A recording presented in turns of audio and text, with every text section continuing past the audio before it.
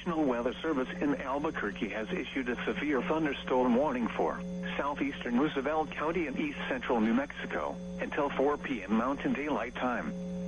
At 3:15 p.m. Mountain Daylight Time, a severe thunderstorm was located 7 miles northwest of Milnesand, or 31 miles south of Portales, moving east at 10 miles per hour.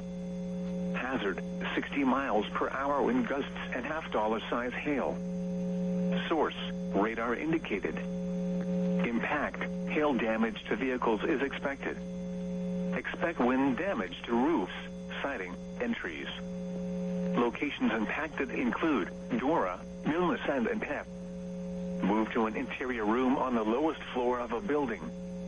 Repeating, a severe thunderstorm warning has been issued until 4 p.m. Mountain Daylight Time for the following county: Roosevelt, New Mexico,